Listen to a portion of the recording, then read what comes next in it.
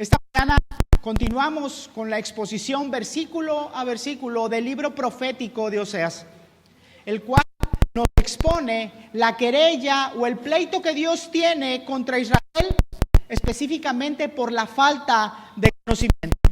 Recordemos que esta falta de conocimiento no se refiere a una serie de datos que tienen que ser memorizados como para poder presentar un examen. El reclamo de Dios es porque el pueblo había despreciado la relación, la alianza que tenían con su Señor. Hoy iniciamos el capítulo 9. Y en este punto de la historia, el profeta señala que el reino del norte ya se había moldeado con un carácter apóstata contra su Señor. En esta porción sigue conectada con el discurso que inició desde allá, desde el capítulo 7, donde el señalamiento puntual es este delirio de independencia con el que Israel se estaba desarrollando. El capítulo 8, que cerramos la semana pasada, hace un fuertísimo señalamiento. Israel, llamado Efraín en esa porción, por presumidos, es consciente de su pecado. Se presenta delante de Dios para ofrecer holocaustos de paz, pero lo hace de una manera corrompida, torciendo la ley del Señor. Así que el sacrificio no es recibido, pero además se convierte en un nuevo pecado contra el Señor. Las brasas que fueron expuestas en el arranque de la predicación del profeta se habían convertido ya en un gran incendio y que además estaba fuera de control. Israel, Efraín, con este sentimiento de independencia que los hacía creer que podían gobernarse, que podían adorar al Señor con sus mejores intenciones, como mejor les pareciera, trataron de apagar la ira del Señor provocada por sus pecados con nuevos pecados. Era tanto como querer extinguir un incendio con gasolina. Te pido por favor que abras tu Biblia, precisamente en el libro de Oseas, y vayas conmigo al capítulo 9. La porción en la que vamos a estar meditando esta mañana es la que está entre el versículo 1 y el versículo 6. Te pido por favor que te pongas de pie para que con solemnidad, con reverencia, pero también con gozo, demos lectura a la palabra de Dios. Vas a estar escuchando la porción de la traducción de la Biblia de las Américas. Oseas, capítulo 9, versículos del 1 al 6. No te alegres, Israel, con gran júbilo como las naciones, porque te has prostituido, abandonado a tu Dios. Has amado el salario de ramera sobre todas las eras de grano. Ni la era ni el lagar los alimentará, y el mosto les faltará. No permanecerán en la tierra del Señor, sino que Efraín volverá a Egipto, y en Asiria comerán cosas inmundas. No harán libaciones de vino al Señor, ni les serán gratos sus sacrificios. Su pan les será como pan de duelo. Todos los que lo coman se contaminarán, porque su pan será solo para ellos. No entrará en la casa del Señor. ¿Qué haréis el día de la fiesta señalada, el día de la fiesta del Señor? Pues he aquí, se irán a causa de la destrucción. Egipto los recogerá, Memphis los sepultará. La ortiga poseerá sus tesoros de plata, cardos crecerán en sus tiendas. Así como estamos, les pido por favor que oremos a nuestro Dios. Señor, Dios y Padre nuestro, alabado sea su nombre. Cuán agradecidos estamos, Señor, porque nos permite congregarnos, nos permite reunirnos, Señor, y presentar una ofrenda de alabanza y agradecimiento, Padre, a su bendito nombre. Cuán agradecidos estamos, Señor, porque tenemos un lugar para hacerlo, porque usted, Señor, además nos dio un tiempo específico para reposar de todas nuestras actividades, Señor, y venir con la iglesia delante de su presencia y descansar verdaderamente en usted. Pero, Señor, para que este día sea completo, necesitamos escuchar su palabra, Padre. Necesitamos, Señor, ser confrontados por ella, pero también consolados con ella, Señor. Edificados por medio del Evangelio. Así que, Padre, le rogamos que su Santo Espíritu sea con todos nosotros, para que verdaderamente podamos, Señor, ser fieles y celosos a su voluntad. Padre Santo, Padre mío, le ruego y le suplico que me dé una porción especial de su Santo Espíritu, Señor, que no permita que me desvíe ni a izquierda ni a derecha, y que me mantenga fiel, Señor, al mensaje que usted tiene para nosotros. Permítame, Señor, estar concentrado únicamente, Padre, en su palabra, porque esto, Señor, es lo que su pueblo necesita. Es lo que le conviene a la iglesia. Es la mejor inversión en santidad para todos nosotros. Así que toda la gloria, toda la honra y toda la alabanza, Señor, sean solamente a su nombre. Oramos al Padre en el nombre del Hijo y sostenidos por el Espíritu Santo. Amén. Pueden tomar su lugar, por favor.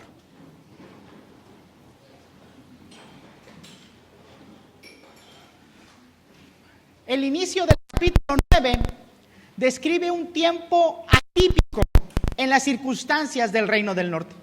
¿Recuerdas? Hay un ejército invasor sobre sus cabezas. Las voces de alarma se han escuchado con gran fuerza. Los altares se han levantado para pecar. De manera que todo apunta a que hay una tremenda crisis en el reino. Israel sabía de sus terribles circunstancias, pero no clamaban al Señor y continuaban con sus vidas. En la porción que acabamos de leer, observamos el resultado de un comportamiento rebelde. Si hace un par de capítulos, Oseas decía que los del reino estaban aullando en sus camas por la desgracia de sus vidas, lo que acabamos de leer dice que ahora están brincando de alegría. Lo que hace evidente la inconsistencia de su carácter, la ingenuidad de su comportamiento, lo poco confiable que son sus acciones. Pues ahora, y todavía embriagados por este sentimiento de independencia, ciegos a las señales de peligro y sordos a las alarmas, celebran con gran júbilo un tiempo de prosperidad. Recordemos que ellos tenían multitud de altares para ofrecer ceremonias de paz con el Señor, de manera que en su ingenuidad el pueblo estaba convencido de que su relación con Dios estaba en los mejores términos. Pero sus holocaustos eran inútiles porque seguían practicando adulterio contra el Señor. La semana pasada decíamos que un mal diagnóstico siempre resulta en una mala solución. Israel sabía de sus pecados, pero por esta falta de conocimiento dejaron de considerar el pacto y transgredieron la ley. Por lo tanto, la solución a sus problemas se manifestó por medio de altares que fueron mal levantados, lo que multiplicó el problema. Esta mañana veremos qué es lo siguiente en esta cadena de eventos desafortunados en donde se considera todo menos la fidelidad y el celo a la palabra de Dios. Hemos titulado a la predicación de esta mañana como la cosecha de la rebeldía, y estaremos desarrollando la exposición en 3 encabezados principales. Como primer punto veremos que a pesar de las apariencias, la cosecha de rebeldía produce una felicidad falsa, pero también fugaz. Como segundo encabezado nos daremos cuenta de que la cosecha, aunque puede parecer abundante, en realidad será un fracaso y producirá frustración. Entre más se produce, más se pierde. Y como tercer punto tenemos una confrontación directa del Señor a su pueblo, que expone que una vida de rebeldía va a producir un comportamiento frívolo que además nos va a hacer fugitivos. Pero antes de abordar los puntos, es relevante para la interpretación de esta sección, pero además para la interpretación de todo el capítulo, establecer el contexto social que existía en ese momento en el Reino del Norte. El texto deja claro que son tiempos de cosecha para Israel, pero cuando consideramos el resto de las escrituras, podemos entender los verdaderos alcances de este mensaje para aplicarlos a nosotros. El ministerio del profeta, decíamos, fue muy extenso y el libro no establece fechas exactas como para poder datarlo, pero los libros históricos, que también son palabra de Dios, nos exponen los rasgos, las características y los alcances de una vida independiente, tanto en Israel como en Judá, pues en ambos reinos había profetas que estaban llamando al arrepentimiento por causa de la apostasía. En el segundo libro de Crónicas, capítulo 28, se narra un breve periodo de tiempo en donde el reino del norte, que estaba bajo la amenaza del imperio asirio, tuvo cierta prosperidad social, económica e incluso militar. Este tiempo fue utilizado por Dios para disciplinar a Judá, porque los del reino del sur también estaban practicando una vida de apostasía y de adulterio contra el Señor. Ya Oseas nos había anunciado en capítulos anteriores que iba a haber tiempos de disciplina también para los de Judá, aunque no con la misma intensidad que para Israel. ¿Recuerdas? El profeta se refería a Efraín como con una enfermedad que los desahuciaba, pero a Judá lo describía con llagas. Para Efraín había un león y para Judá había un leoncillo. El motivo es expuesto por el profeta. Escucha por favor la porción de Oseas 4:13 y después la del segundo libro de Crónicas, capítulo 28, versículos 3 y 4. Leo Oseas dirigiéndose a los dos reinos. Ofrecen sacrificios sobre las cumbres de los montes y queman incienso sobre las colinas, debajo de las encinas, los álamos y los terebintos, porque su sombra es agradable. Por tanto, vuestras hijas se prostituyen y vuestras nueras cometen adulterio. Ahora el segundo libro de Crónicas, dirigiéndose a Judá. Quemó además incienso en el valle de Ben Hinnom e hizo pasar a sus hijos por fuego, conforme a las abominaciones de las naciones que el Señor había arrojado de delante de los hijos de Israel. Y sacrificó y quemó incienso en los lugares altos, en los montes y debajo de todo árbol frondoso. ¿Te diste cuenta? Las acusaciones son prácticamente las mismas. Así que de acuerdo con todo el consejo de la Escritura, podemos ubicar un lapso razonable de tiempo para poder determinar el contexto social que está envolviendo el mensaje de Oseas en este momento en el capítulo 9. El mismo capítulo 28 del segundo libro de Crónicas dice a partir del versículo 6: porque Pecá, hijo de Remilías, mató en Judá a 120,000 en un día, todos hombres valientes, porque habían abandonado al Señor, Dios de sus padres. Y Sicri, hombre poderoso de Efraín, mató a Amasías, hijo del rey, y a Ahicam, mayordomo de la casa, y a Elcaná, segundo después del rey. Y los hijos de Israel se llevaron cautivos de sus hermanos a 200,000, mujeres, hijos e hijas, y tomaron también mucho botín para ellos, y se llevaron el botín a Samaria. Ahora sabemos que uno de los leoncillos que Dios utilizaría para aplicar disciplina a Judá serían los hermanos de Israel. El resto del capítulo 28 de Crónicas nos expone que Israel finalmente liberó a los cautivos para que regresaran a su tierra. Esto por el anuncio de un profeta, Obed, aunque Israel se quedó con muchas riquezas. Sabemos que Pecá, Reinó entre el año 737 y el 735 antes de Cristo, apenas una década antes de que Asiria invadiera por completo a Samaria y la destruyera. Lo que quiero señalar con todo esto es que Israel, un poco antes del colapso total, vivió tiempo de prosperidad material. Así que Oseas no se refiere a fechas en el calendario específicas, sino más bien a una temporada de prosperidad. Israel tenía la Torá, conocían la ley y el pacto, pero no la consideraban y además la despreciaban. La obedecían, pero a su manera, olvidándose que Dios es celoso de su santidad y fiel a su voluntad. Ciegos y sordos abusaron de la paciencia y creyeron que la ausencia de consecuencias era una manifestación de que Dios estaba aprobando sus acciones.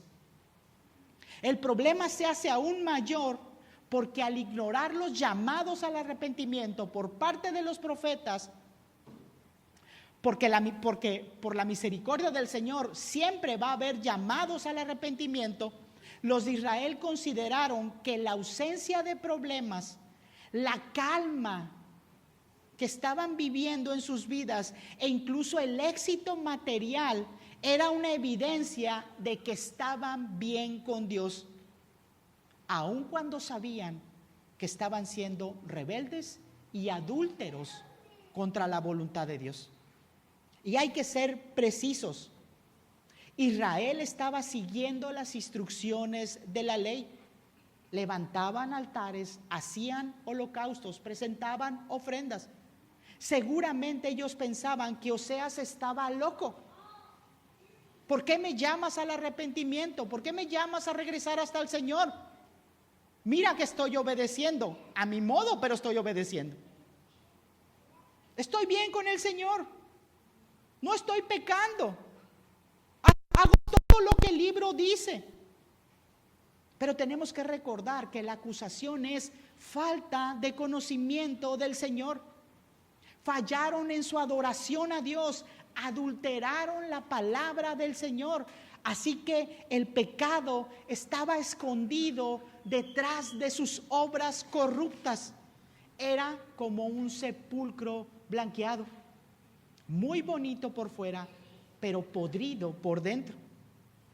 Olvidamos que de espaldas al Señor somos tan astutos como una incauta paloma y tan confiables como un arco engañoso. Así que la porción nos invita a reflexionar en la manera en que estamos respondiendo a la provisión de Dios en nuestras vidas. Nos advierte con tiempo para que no cosechemos frutos de rebeldía en nuestra vida. Vamos al primer encabezado de esta mañana. Escucha nuevamente el versículo 1 y 2, por favor.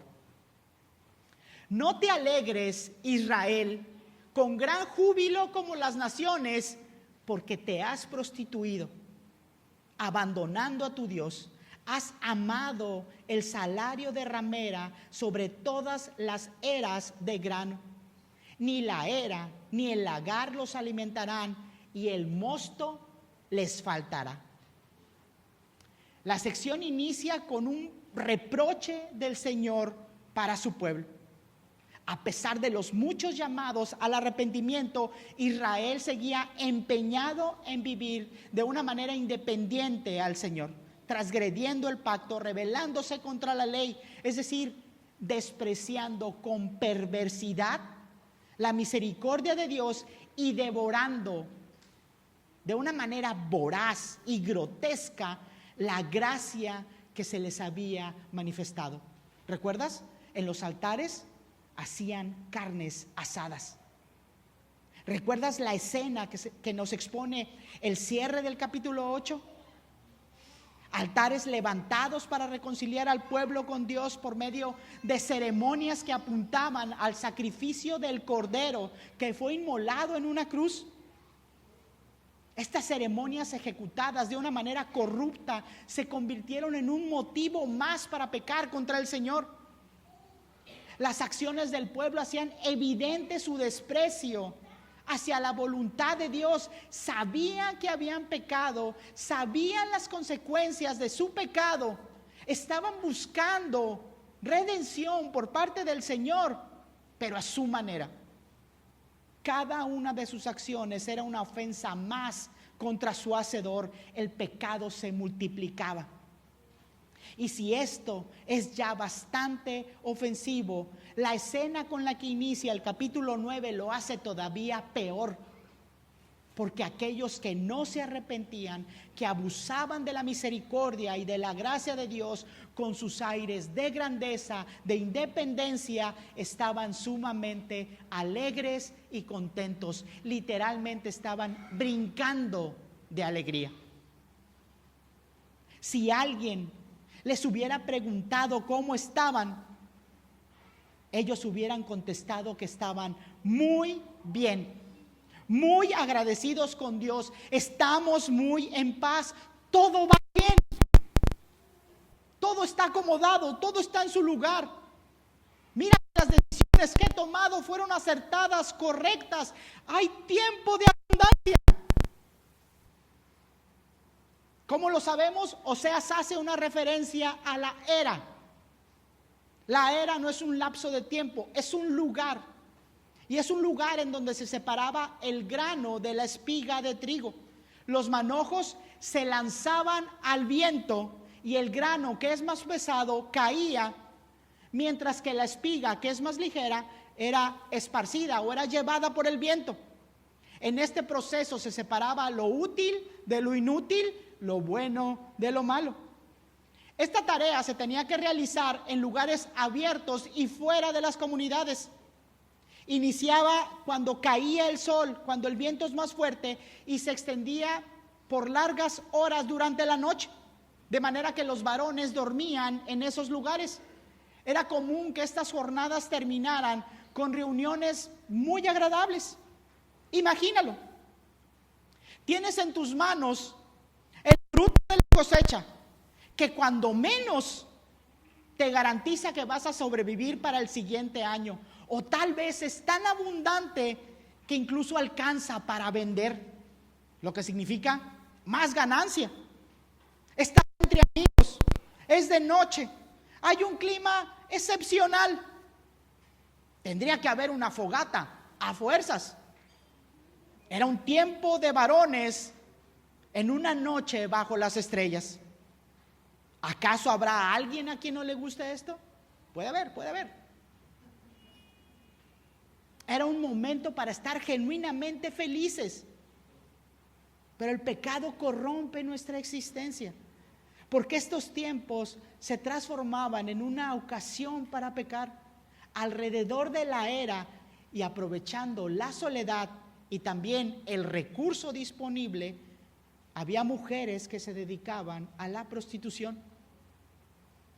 Por eso la referencia de Oseas en la porción. El profeta también habla de el lagar. Era el lugar donde se extraía el jugo de las uvas. Consistía en 2 tinas excavadas en piedra caliza que estaban colocadas en 2 distintos niveles. En la tina de arriba se colocaban las uvas que eran pisoteadas para ser exprimidas, y el jugo corría a través de un canal hacia la tina de abajo. El resultado de este proceso es el mosto, es decir, un vino nuevo con muy poca fermentación. Antes de continuar, debemos decir que Dios no reprocha la prosperidad. Recordemos que Él es el hacedor. Lo que el profeta está señalando es la conducta de Israel. El pueblo se está comportando como una prostituta. En su relación con Dios, ellos preferían celebrar, adorar cultos a falsos dioses paganos únicamente por el interés de obtener mayor ganancia de la que ya tenían. Y en sus cultos se degradaban a ellos mismos. El señalamiento se hace más duro porque el profeta dice que los de Israel amaban su comportamiento. En capítulos anteriores, Oseas ya había expuesto que Israel compró amantes. Con esto señalaba que compró con una gran suma de dinero alianza o pacto con los asirios. Pero aquí, ahora, se señala que ellos mismos se ofrecen a una falsa adoración para obtener una recompensa, para obtener bendiciones. Dejemos muy claro que no se está acusando a Israel por tratar de prosperar. Lo que es más, Dios promete a su pueblo una provisión que no solamente es suficiente, sino que también es abundante. Es correcto, es lícito pedir al Señor por su provisión y además alegrarnos en ella. Lo que se señala en esta porción es la búsqueda de una recompensa corrupta y malvada, porque demandamos lo que Dios ya nos ha prometido y queremos obtenerlo por medios ilegítimos y con acciones pecaminosas. Nos apartamos del Dios del pacto y de manera independiente también nos creemos autosuficientes y autosustentables. ¿Recuerdas en los primeros 3 capítulos a Gomer despreciando las dádivas de su marido para ir corriendo tras sus amantes para que le dieran su pan y su agua, su lana y su lino, su aceite y su vino? Bueno, esta es la misma denuncia que se hace en esta porción para todo Israel. El pueblo buscaba una recompensa sucia, producto de sus adulterios. Este comportamiento es una manifestación de inconformidad y de codicia. Quiero más de lo que Dios me da y estoy dispuesto a lo que sea para obtenerlo. De manera que no hay satisfacción en la santidad, no hay gozo en la obediencia. Lo que yo quiero son mis resultados. Por eso actuamos con una lujuria espiritual que es insaciable, pero también es vergonzosa. Lo que debía ser un tiempo de bendición y gozo es convertido por nuestro pecado en algo degradante y maldito. Esperaban más de su comportamiento idólatra que de las promesas que el Señor les había dado. Esperaban mejores resultados de la prostitución que de la obediencia fiel y celosa a la voluntad del Señor. De manera que estaban persiguiendo una felicidad falsa, pero también fugaz. Porque Oseas señala que este trabajo no dará sustento y que además faltará. En hebreo esta palabra, faltar, no se refiere a cantidades, sino a cualidades. Se refiere a fallos. De manera que lo que dice es que estas obras van a fallar. Por eso la traducción Reina Valera 60 lo dice de esta forma. La idea es que el trabajo, todo el trabajo que Israel ha realizado, no va a dar ningún resultado. Por lo tanto, será decepcionante. Esa felicidad y ese júbilo que tenían se va a desvanecer. De manera que ninguna actividad que hagamos en nuestras fuerzas, con nuestros métodos y para nuestra gloria, para nuestra conveniencia, ninguna de esas actividades va a saciar nuestros deseos desordenados. Nuestras expectativas nunca serán satisfechas. Y no es que las cosas tengan una virtud en sí mismas, como si trabajar para donar comida sea más loable que trabajar para comprar un carro. Mientras mis acciones estén apuntando hacia mis propios intereses, ya sea que done el fruto del trabajo, ya sea que me lo gaste para mí, mientras sea apuntando a mis propios intereses, el resultado va a ser exactamente el mismo, porque estamos haciendo las cosas fuera del orden divino. Y observa que el profeta no dice que el campo va a dejar de producir, no dice que el viñedo se va a secar, no anuncia tiempos de sequía o de tormentas. Así que la pregunta es, ¿cómo debemos de tomar esta advertencia para nosotros mismos? Porque no trillamos el trigo. Nadie aquí pisotea las uvas para obtener su jugo. La respuesta, mis amados hermanos, está en el versículo 1. El problema no está en las actividades, sino en la manera y en el propósito como las estamos ejecutando. Mira cómo dice: no te alegres con gran júbilo como las naciones. En el original dice como otros pueblos. Y ese pequeño apunte le da vigencia al mensaje. Porque la iglesia y cada uno de sus miembros fuimos rescatados y perdonados para ser santos. Fuimos separados de esos otros pueblos para servir exclusivamente al Señor. Para ser una nación santa que sirve como sacerdotes al Rey. Así que la verdadera pregunta es: ¿qué andamos haciendo en el mundo y con el mundo? ¿Por qué queremos lo que otros pueblos quieren? ¿Por qué deseamos lo que debería de causarnos repugnancia y verdadera decepción? Esto se hace mucho peor cuando además usamos los métodos y las formas del mundo para cubrir nuestras necesidades y tratar de saciar nuestros deseos. La falta de conocimiento del Señor nos hace incrédulos y ciegos a la verdad, porque vivimos de espaldas al Señor. Por esto, aun cuando tenemos la provisión del Señor, aun cuando gozamos de sus bendiciones a manos llenas, nos rebelamos contra Él. Entonces nuestras acciones gritan tan fuerte como un shofar que no quiero ser santo. Lo que quiero es vivir como mundano. Pero pronto nos daremos cuenta de que nada de esto nos va a dar gozo. Nada puede ocupar el lugar que Dios tiene. No hay actividad que pueda satisfacer el propósito de cada ser humano, la gloria de Dios. Podemos llenarnos de éxitos, de placeres, de sensaciones. Podemos llenarnos incluso de conocimiento, de poder, pero nada será suficiente. Solo Dios, solo para su gloria. Y esto provoca una reacción en cadena con respecto a la cosecha de rebeldía, porque no se queda solamente en estas desilusiones depresivas.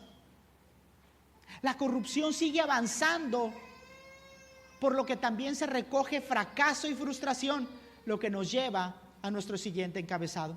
Escucha nuevamente los versículos 3 y 4, por favor. No permanecerán en la tierra del Señor, sino que Efraín volverá a Egipto y en Asiria comerán cosas inmundas. No harán libaciones de vino al Señor, ni le serán gratos sus sacrificios. Su pan les será como pan de duelo. Todos los que lo coman se contaminarán, porque su pan será solo para ellos, no entrará en la casa del Señor. Qué cosa tan terrible, qué cosa tan terrible es que Dios nos permita vivir de acuerdo con los deseos de nuestro corazón. El profeta expone que solamente existen dos maneras de vivir en este mundo. Puedes vivir en la tierra del Señor, lo que implica que vamos a vivir honrando el pacto y sometidos a la ley. Y la otra opción es vivir como esclavos y en corrupción fuera de esta tierra. Y recuerda que la tierra del Señor es tierra donde fluye leche y miel. Y no porque la tierra sea muy buena, porque sea muy fértil, sino porque es ahí donde está el Señor. Y donde está nuestro Dios, está nuestro reposo. Israel hace más grave el problema porque ahora, además de estar insatisfechos, están también desamparados y serán repudiados por el Señor. Efraín le había dado la espalda a la voluntad de Dios para caminar con independencia y con aires de superioridad. Israel regresa por causa de su necedad al lugar y a la condición de la que habían sido rescatados. Regresan a ser esclavos, dominados y gobernados por un Señor con S minúscula que no conoce la bondad, que no tiene misericordia y que desprecia la gracia. Ellos fueron adoptados como familia del Señor y ahora son apartados de esta familia. En su independencia han rechazado el título que les daba comunión con Dios, que les permitía estar en su presencia, caminar en su casa y comer en su mesa con toda libertad y además con todo derecho. Y debo subrayar, comer en su mesa, porque esta también es una promesa del pacto. El Salmo 23, versículos 5 y 6 dice: tú preparas mesa delante de mí en presencia de mis enemigos, has ungido mi cabeza con aceite, mi copa está rebosando. Ciertamente el bien y la misericordia me seguirán todos los días de mi vida, y en la casa del Señor moraré por largos días. Estar en la casa del Señor implica comer en la mesa del Señor. Y esta imagen le da forma al pacto. Porque estar en su casa y comer en su mesa hace evidente que hay una relación, pero también que existe una alianza. Cuando Jesús nos llama a participar en la Santa Cena, es para conmemorar la comunión que tenemos con Él y en Él. Oseas hace este mismo apunte, pero en sentido contrario. Si estás en el mundo, tu comida va a ser inmunda.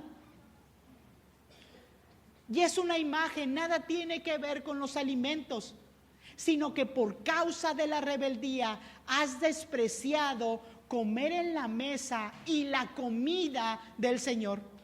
Por tanto, has despreciado tu relación con Dios. Hemos despreciado la comunión con el Señor.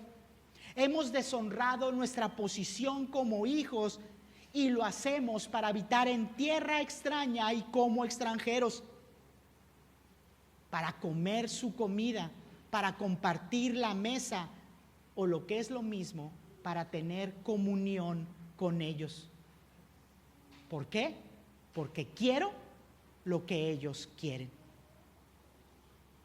Hemos renunciado a la tierra donde fluye la leche y la miel. Hemos abandonado el pacto, la gracia y la misericordia del Señor, pero también se abandona el cuidado y la protección del Señor.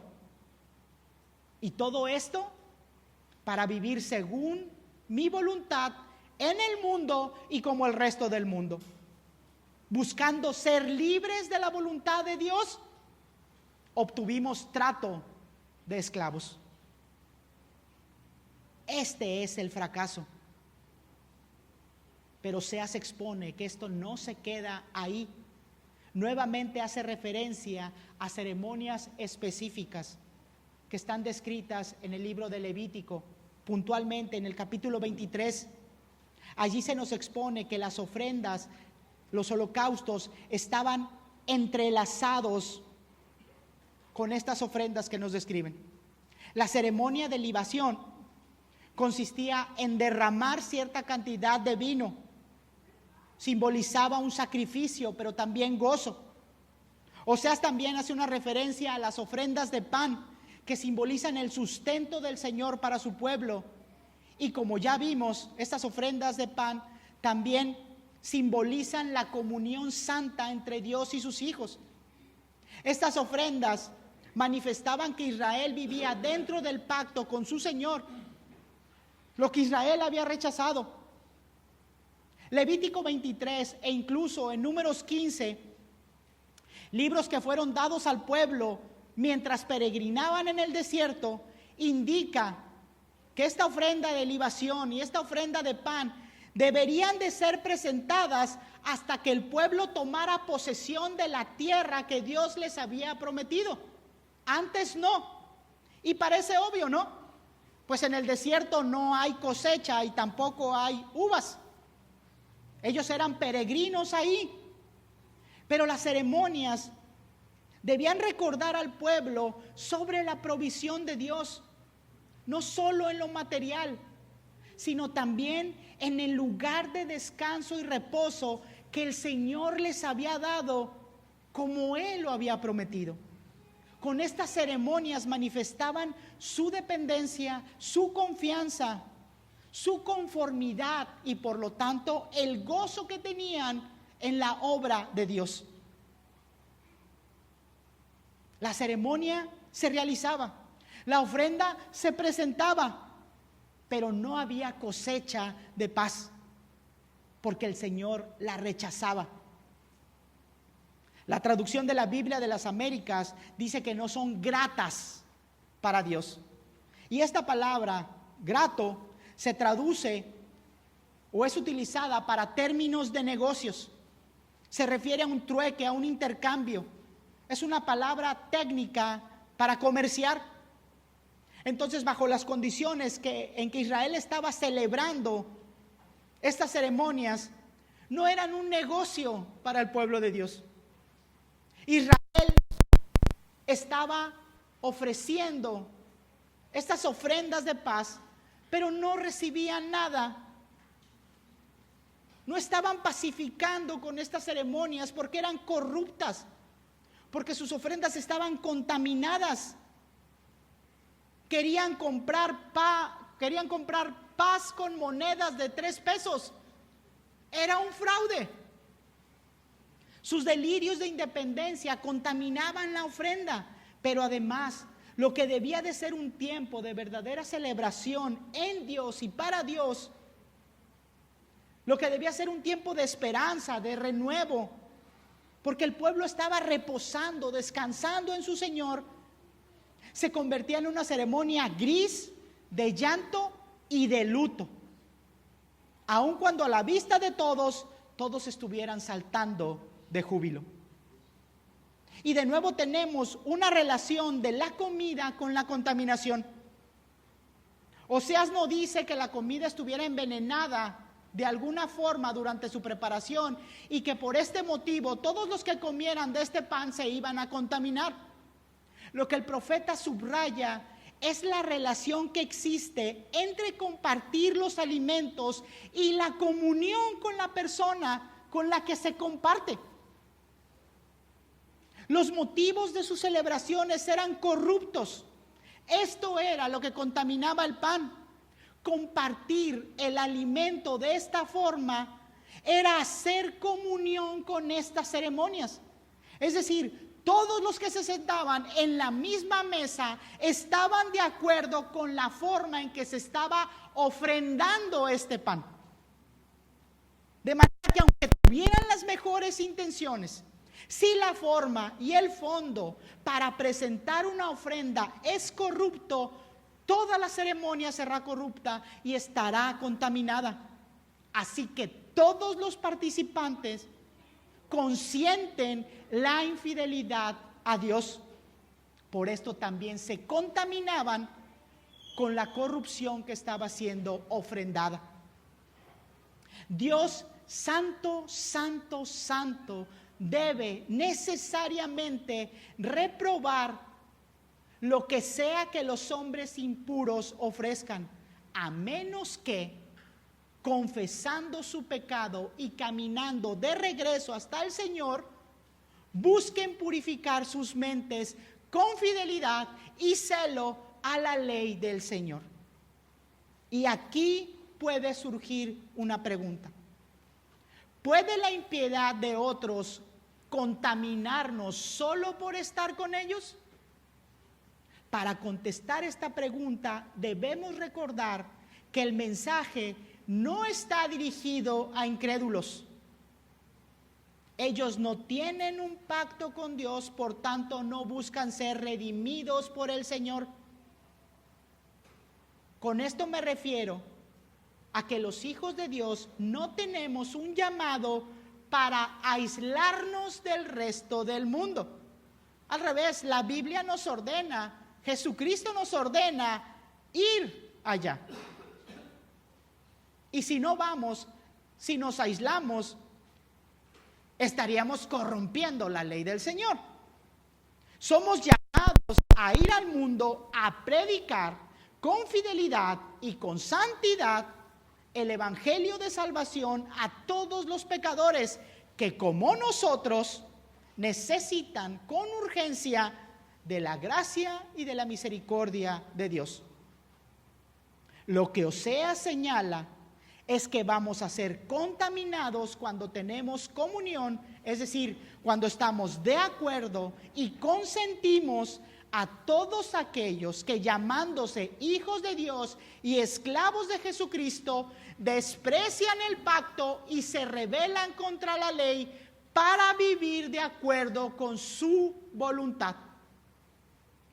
La palabra de Dios ordena a los hijos de obediencia a llamar al arrepentimiento a todo aquel que se ha apartado de la comunión con el Señor.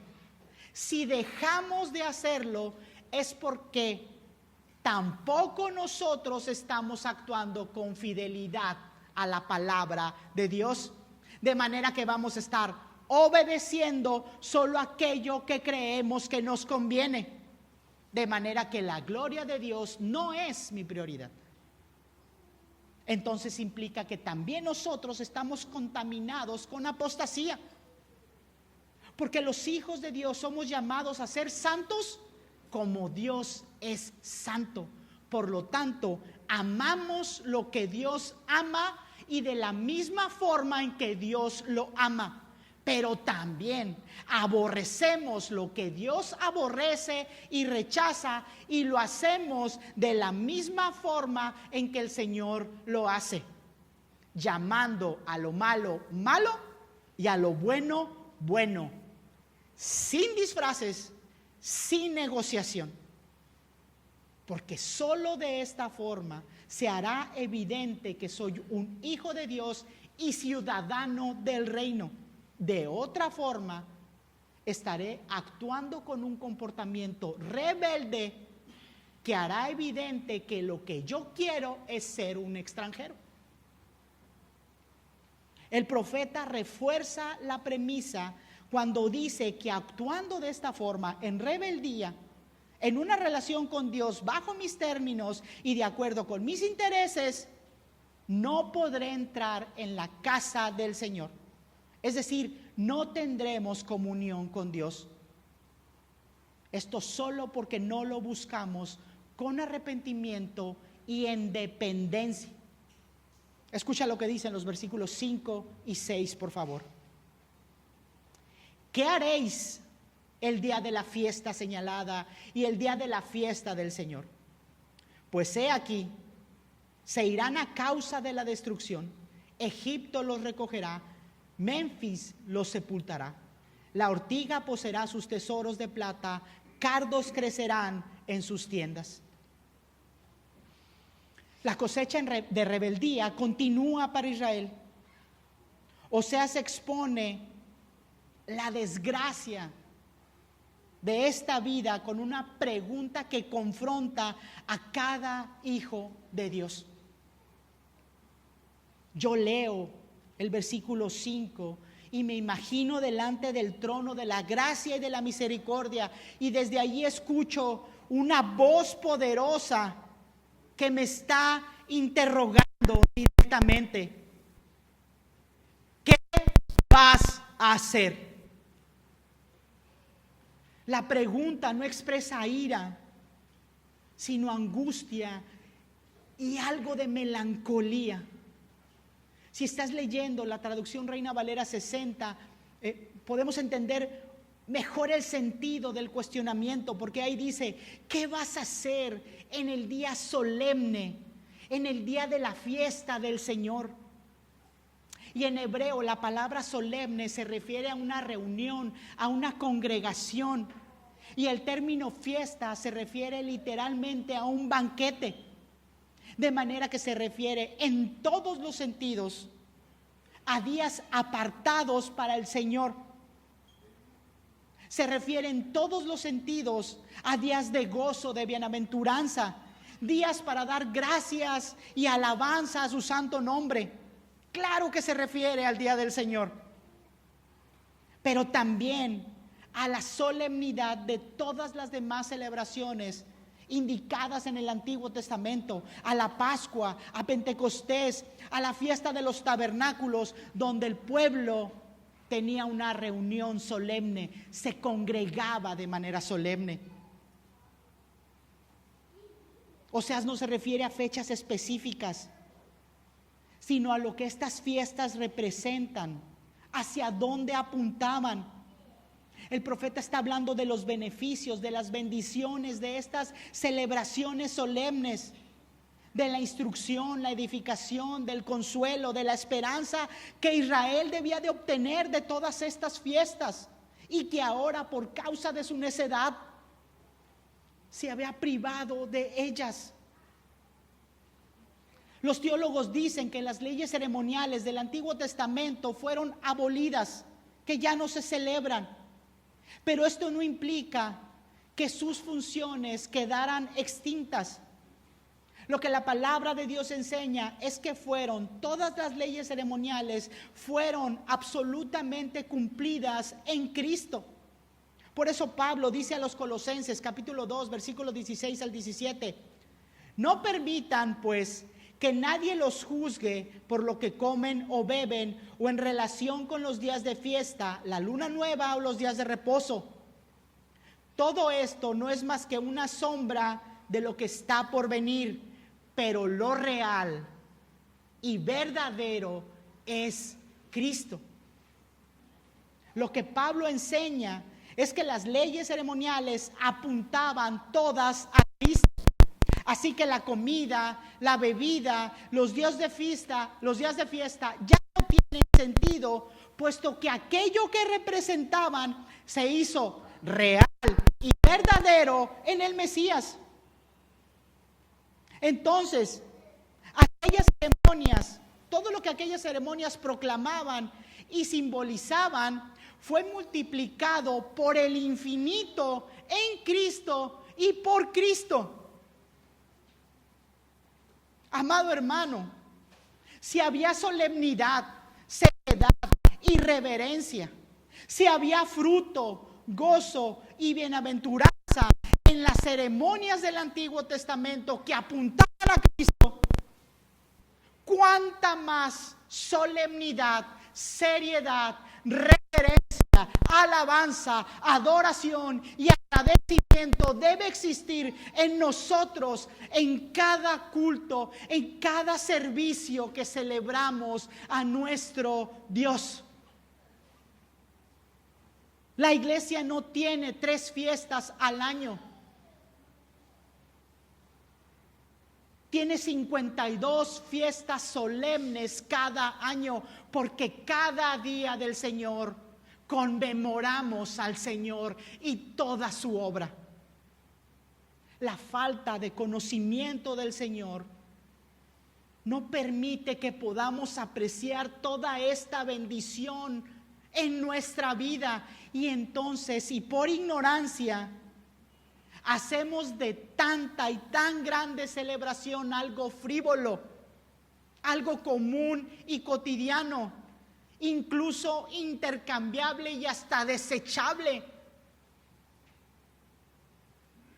La pregunta que el pasaje plantea no se puede aislar del contexto. ¿Qué vamos a hacer cuando ya no podamos entrar en la casa del Señor? ¿Qué vamos a hacer cuando ya no podamos congregarnos? ¿Qué vamos a hacer cuando ya no se nos permita venir a la mesa del Señor por causa de la frivolidad con la que consideramos la santidad del Señor Dios? ¿Qué puede ser peor que estar dispersos por el mundo sin la palabra de Dios? ¿Qué nos puede esperar? ¿Cuánto mejor es para nosotros cuando nos estamos comportando como burros salvajes, que el Señor nos discipline, que se nos retire por un tiempo el privilegio de conmemorar el pan y el vino, es decir, la comunión? Qué sano es para nuestra existencia que Dios oculte su rostro de nosotros por causa de nuestra insensatez, aunque sea por un tiempo. Esto es lo que Pablo pretende cuando le dice a la iglesia de Corintio que entreguen a Satanás, aquel que está brincando de gusto con su pecado y dentro de la iglesia. Retíralo de la solemnidad, retíralo de la fiesta, apártalo de la comunidad y del banquete. La falta de comunión con Dios y con su pueblo en la vida de un creyente debe de provocar tristeza y desesperación. Lo va a llevar a clamar por redención. Esto pasó con ese hermano de Corintio. Lejos del Señor, fuera de la comunidad, conoció el terror de estar solo y se arrepintió para gloria de Dios. Lo que es verdaderamente triste es que la cosecha de rebeldía, además de hacernos frívolos, también nos convierte en fugitivos. Porque cuando fallamos en nuestra relación con Dios y llega el tiempo de disciplina, lo que hacemos, en lugar de doblar las rodillas y arrepentirnos, es correr, es huir. Toma en cuenta que los de Israel todavía estaban en la tierra prometida, pero se está hablando como si ellos ya se hubieran ido de allí. Está anunciando la sentencia del juicio que ha interpuesto el Señor. Los rebeldes y apóstatas que no se arrepientan van a huir de la destrucción provocada por sus propias acciones. El orgullo insensato les impide regresar al Señor. No tienen vergüenza, no quieren ser redimidos. La soberbia no les permite darse cuenta de que están despreciando el vivir como siervos del Señor y que están tratando de encontrar libertad. Pero qué ironía, porque como fugitivos de la santidad van a ser encadenados y enterrados. Oseas dice que el pueblo de Dios en rebeldía y lejos del pacto va a estar mucho peor. Egipto los ha reunido. Y esa palabra reunir quiere decir encadenar, quiere decir encerrar. Va a ser los esclavos y sin ninguna esperanza de liberación. Israel buscaba refugio. Llegaron a Egipto para juntarse con ellos, creían que podían permanecer en una alianza en paz y con bienaventura. Pero lo único que obtuvieron fue una habitación perpetua, porque Oseas anuncia que iban a ser enterrados, sepultados en Memphis, una ciudad de Egipto. De manera que ese Israel no regresó a la tierra prometida. Se quedaron allá, encerrados y enterrados lejos del Señor. Este es el resultado de una vida de apostasía, de negarse a clamar al Señor, de negarse a volver en arrepentimiento hasta el Señor. Por último, Oseas menciona la ortiga y los cardos como una evidencia del colapso. reitera que los de Israel van a ser exiliados y extranjeros, y no por poco tiempo. Su exilio sería tan largo que su tierra se iba a convertir en ruinas, porque la maleza crece y se apodera de un lugar que ya fue abandonado, no de un lugar que está siendo habitado. Todo el esplendor de los palacios que habían construido, toda la riqueza que habían acumulado, iba a desaparecer. Pero si te das cuenta, la nota se hace particular, porque también señala las tiendas, las casas de cada persona en el reino. Así que se nos describe una destrucción total, tanto de la infraestructura como de los aspectos sociales y económicos. El reino del norte no volvió a levantarse jamás. El reino estaba arruinado y en bancarrota. El pueblo se había engañado a sí mismo, usando todo lo que Dios les había dado de una manera corrupta. Pusieron sus esperanzas en sus obras y desconfiaron de Dios. Buscaron aplacar la ira y acumularon más. Quisieron escapar de la ruina y la destrucción, y eso fue justamente lo que encontraron. El pueblo de Dios no creyó a las promesas del Señor, le daban la espalda a su voluntad, aunque Él quería redimirlos. De manera que cada vez que fueron llamados a regresar hasta Dios, porque se habían rebelado, se alejaron más de su voluntad para acercarse más a la cosecha de una vida de rebeldía.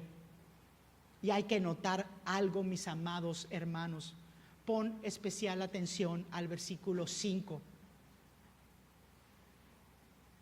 Ahí no dice qué hicieron en pasado. Ahí dice qué harán en futuro. El Señor plantea la pregunta en futuro. Israel, escuchando este mensaje, tenía nuevamente la oportunidad de detener sus pasos en apostasía, confesar su pecado y arrepentirse. El Señor quiere redimirlos. El Dios de Israel, el Señor de gloria, Dios de paz, no de guerra, Señor de misericordia, no de crueldad, Dios hacedor, no destructor, cuya carga es ligera, su yugo no es pesado, su voluntad es dulce, no amarga. Ese Dios del Antiguo Testamento es también nuestro Dios. La pregunta está en futuro. La palabra de Dios es toda ella, desde Génesis hasta Apocalipsis, actual, útil y necesaria para los hijos de Dios. Tenemos entonces que aplicar este mensaje a nuestras vidas. Pero considera que no estamos en Egipto, no estamos encerrados. Considera que no estamos en Memphis, no estamos enterrados. Estamos vivos y libres por Cristo y en Cristo. Somos una congregación solemne.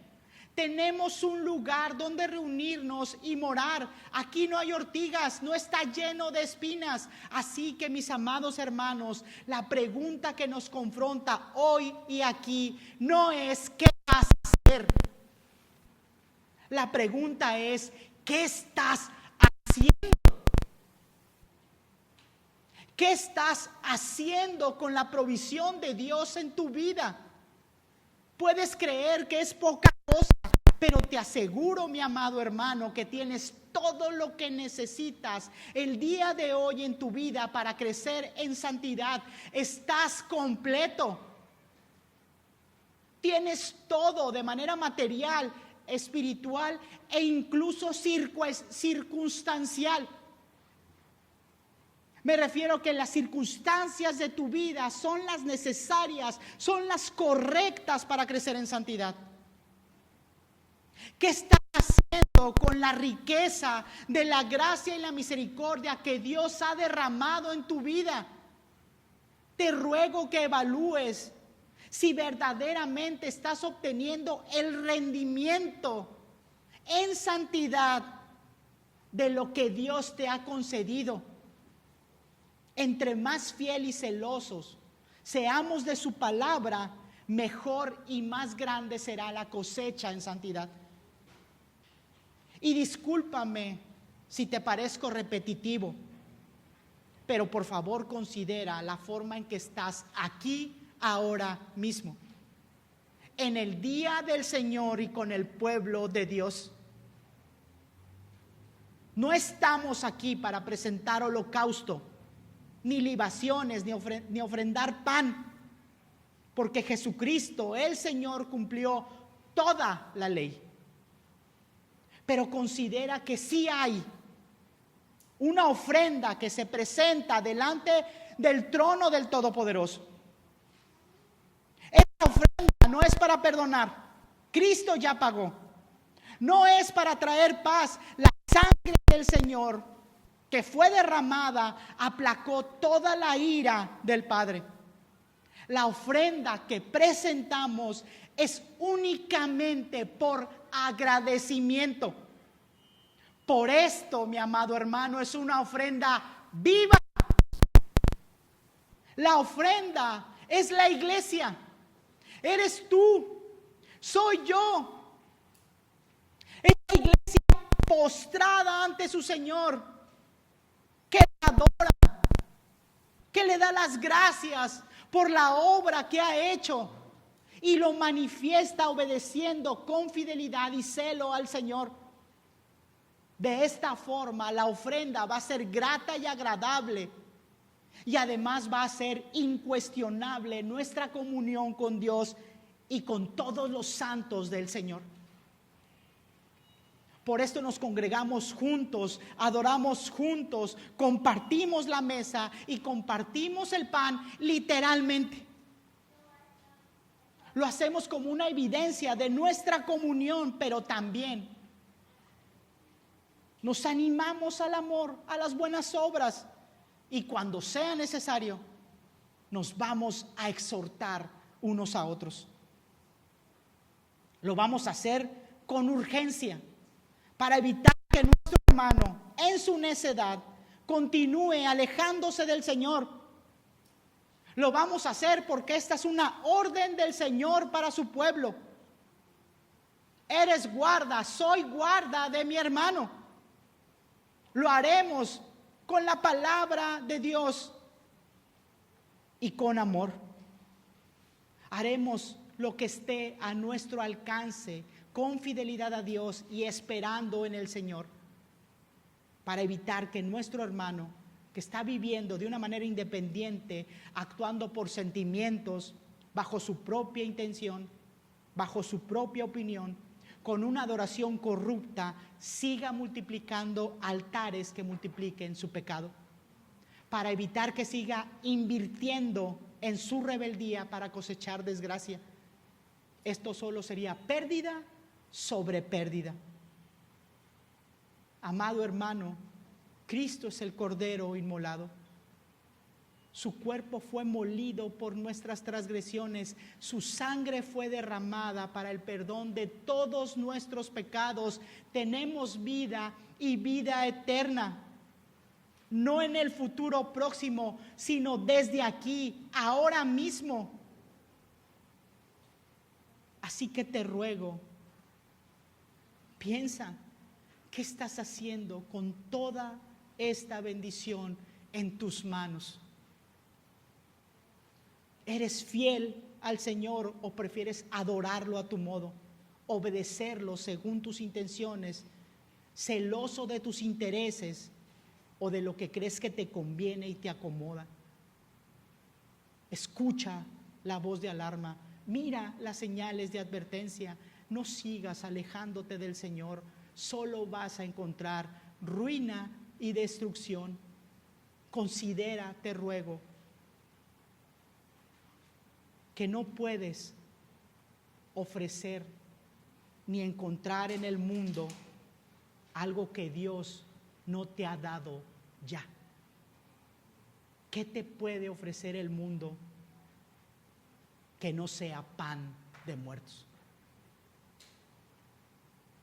¿Qué comunión puedes tener con aquellos que, diciéndose cristianos, insultan el sacrificio de Cristo, viviendo según su voluntad, tomando decisiones sin considerar la ley y el pacto de gracia? ¿Qué comunión puedes tener con aquellos que desprecian la gracia y la misericordia del Señor?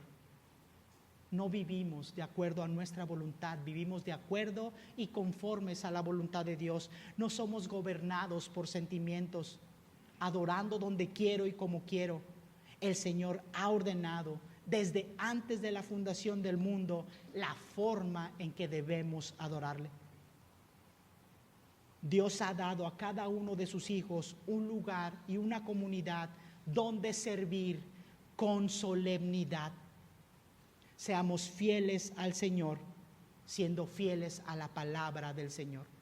Tenemos una iglesia para hacerlo. Y mientras esta comunidad de creyentes no se aparte de Dios, sigamos sirviendo y adorando a Dios por agradecimiento y en comunión con nuestros hermanos. La puerta de la ciudad de Dios aún está abierta. El llamado al arrepentimiento es para todo aquel que esté fuera del pacto, de la misericordia y de la gracia. El Señor quiere redimirnos. La obra de Cristo es suficiente para pagar por nuestros pecados y darnos paz.